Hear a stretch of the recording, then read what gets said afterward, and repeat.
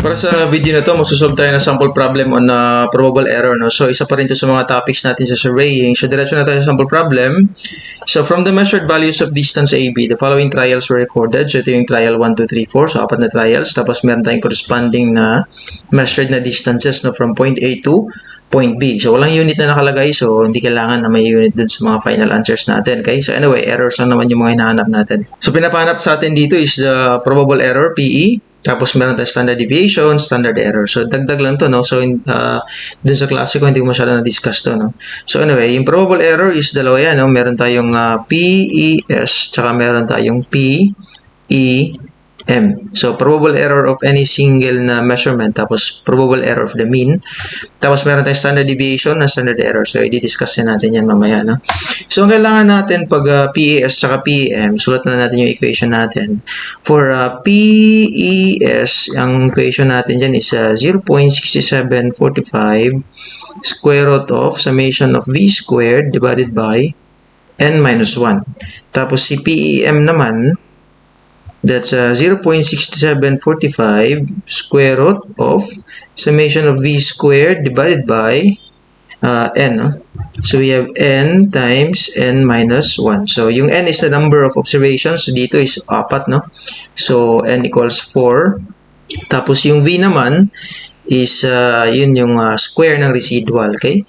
So, si V is actually equivalent to X minus X bar. Tapos, si X bar naman is equivalent to the summation ng Xi from I equals 0 to N divided by the number of observations na yan. So, basically, yung X bar natin, this is just the mean. Okay? Para i-compute natin si mean, kailangan lang natin na i-solve yung, i-solve yung summation nito. So, meron tayong sum dito, no?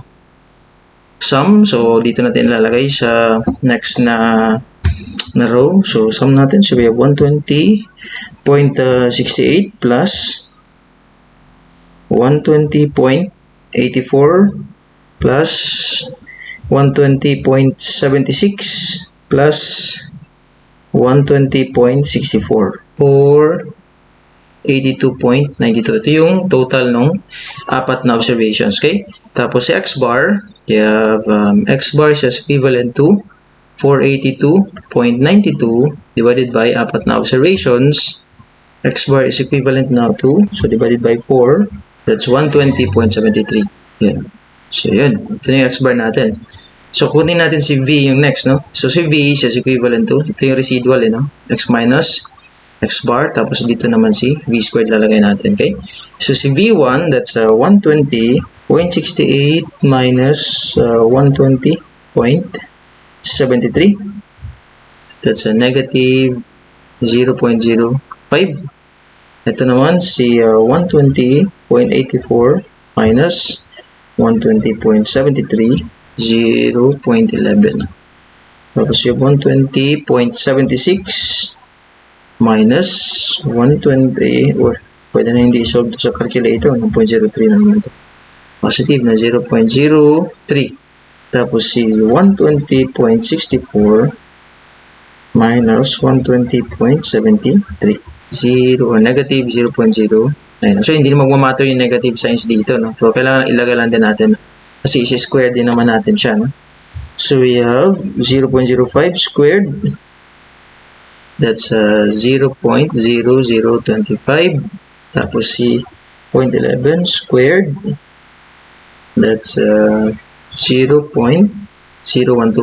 Tapos, si 0.03 squared. Tatlong 0.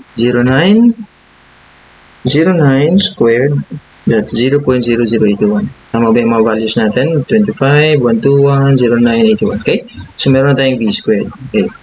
So, summation na naman tayo. Kasi meron summation na V squared dito. Silalagay natin siya dito sa next na row. Dito. Bahin na lang natin yung kulay, no? So, that's 0.0025 plus 0.0121 plus 0.1239 plus 0.0081. 0.0236. Meron na tayong summation of V squared. Yan. So, pwede na natin isolve si PS. Kaya dito tayo sa baba. So, yung PS is equivalent to 0 or positive to, no? Positive, negative. Kasi plus minus yung probable error natin, no? So, 6745 square root of 0.236 divided by, we have 4 minus 1. It's equivalent to, so yeah, 0.6745 times the square root of 0.236. Tapos sa ilalim, we have 4 minus 1, that's 3, equals 0.189 plus minus. Ang ibig sabihin lang nito, yung individual na measurement natin, kunwari si measurement na 120.68, pwede natin i-state na pwedeng yung value niya is somewhere plus minus, ano ba yan? 189, no? 0.189 plus minus 0.189. Okay? So, yun yung ibig sabihin nun. Tapos, mean naman, so we have P, E, M plus minus ulit 0.6745 square root of, ganun pa rin, 0236 divided by, we have 4, tapos 4 minus 1. 0.6745 times the square root of 0.236. Uy, mali pala dito, no? Mali yung nandito. Check natin. Mali nga, no? Dapat 0 kasi may 0 pa dito, no? Sa 0, dadagdag lang natin dito, tapos mali ito, no? Compute lang natin. So, 6745, buti na lang nakita natin. Mali sana yung sagot. 0.0236 divided by 3. Equivalent siya sa 0.060, no? 60 na yan kasi mag-round off na tayo. So, positive, negative 0.060.